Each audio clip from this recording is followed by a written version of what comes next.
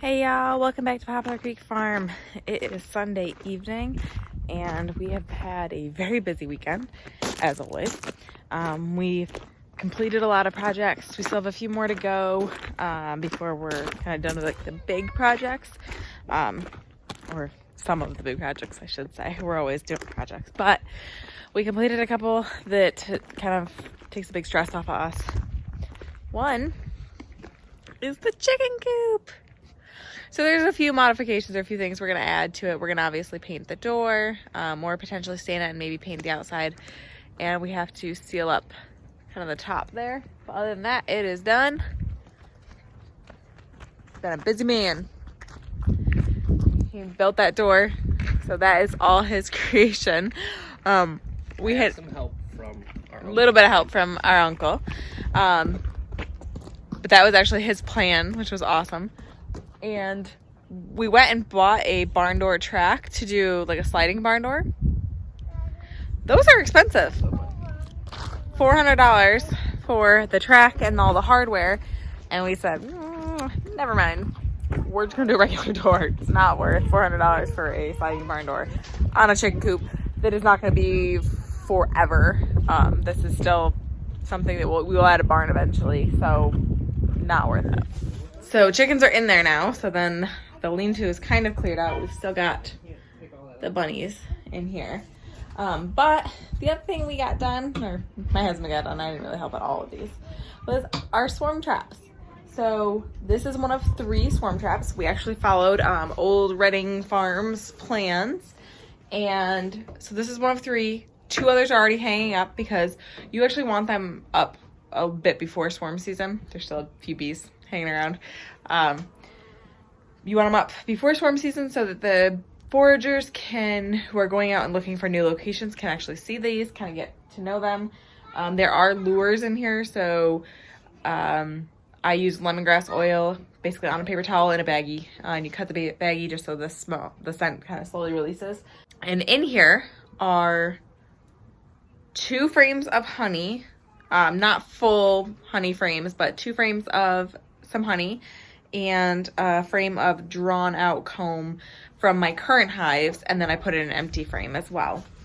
And that is to just attract swarms to them. Excuse me. One of the 2 traps that are on our property are over here in the woods, or just along the edge of the woods. And I have 2 here, and then I'm going to bring that other one that I just showed you up to my aunt's house, my aunt and uncle's house, who helped with the barn door. They have actually a wild hive. It is truly it's a true wild hive. They have it in their maple tree in front of their house. It's been there for a couple years. I wanted to do a trap out this year, but I just don't have the time. I don't have the knowledge to do it quite yet, so I'm not comfortable doing it at this point. But they swarm every year, and they typically go right across the road. Or that's the direction at least that they head. So I'm gonna set one up across the road, one of the neighbors' properties, to hopefully catch a wild hive, which would be really cool. So here is trap number 1. The other one is kind of in our middle wood line. There's a few bees still. You can see there's one on it right now. And that's just because there were still a few on the frames that I was putting into these hives, or into these swarm traps, because I just taken them out of the hives.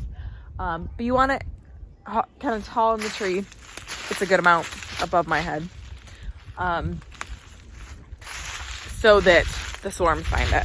Now, I may not catch any swarms, but I'll have these forever. These swarm traps will last, and I'll put them out every year and try to catch some free bees. Now, because our chicken coop is finally livable, we put our one, you see it on there? Yeah. We put the one chicken tractor out. I actually brought the meat chicks out there for a little while earlier just to give them a little bit of grass time. They're only about 2 weeks old, so they're not quite ready to be out full time, especially because it is still cold overnight here in New York. Upstate New York, zone 5B. We're still getting freezing nights. We haven't had any freezing nights recently, but we are going to have some this week. So we put them out there for a little bit and gave them a little bit of grass time, and they were loving it. It was awesome. We have 57 chicks that have survived out of 80. We most of them, we lost them the first night. There were a few that died over the next few days, and then there was 2 that died recently. Obviously, they're starting to really fill up the brooder.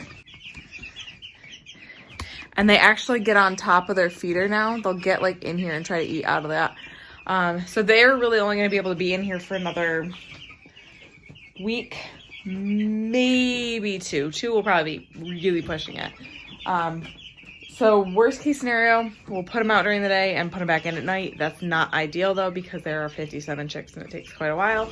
So more than likely in a week and a half or so, they'll go out. And if it's gonna be a cool night, I'll just put some hay in there for bedding to give them something to kind of keep warm. So I gave our chickens nesting boxes. Now I haven't put any bedding in it yet, so that's really my fault. It's kitty litter bins, and you know, they work, but they're laying over here. So as you see, there's a whole bunch of duck eggs, and I don't know, I put all the duck eggs over here, and somehow they brought 2 over there. But the duck was acting kind of birdie. She's been mated for sure. So I figured we'll leave them for her, and I don't think she's gonna do anything at this point. We'll give them another week or so, and if she doesn't do anything, we'll just pull them out and put them in the compost. But chickens, of course, not laying in the nesting boxes. They're naughty selves. Hi, Cheeky Cheeky. Hi, sweet girl. Cheeky Cheeky. So as you guys can tell, we have been super busy this weekend. I actually worked yesterday. I had one patient to see. I was on call this weekend, and my husband always works Saturdays, so it was just a lot. We've been busy. So that's why I didn't do like a full normal video for our Sunday video. So sorry, but this is kind of what we had to do. Also, I did go down and check my beehives this weekend.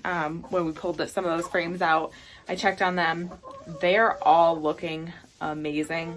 Lots of drone brood, lots of queen cells, or queen cups, not swarm cells. There's nothing in the queen cups.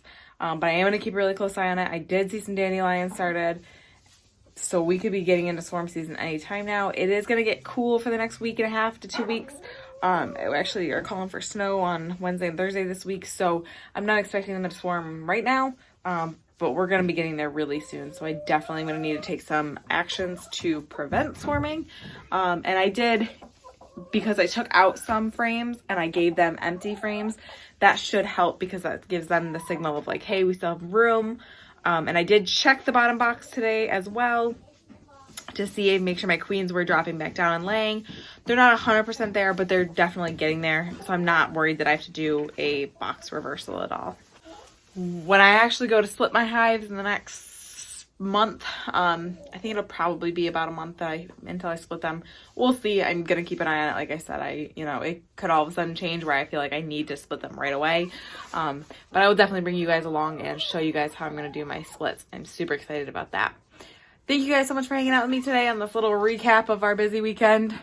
Remember, we're growing today for a better tomorrow. Please like and subscribe and join me on the next one.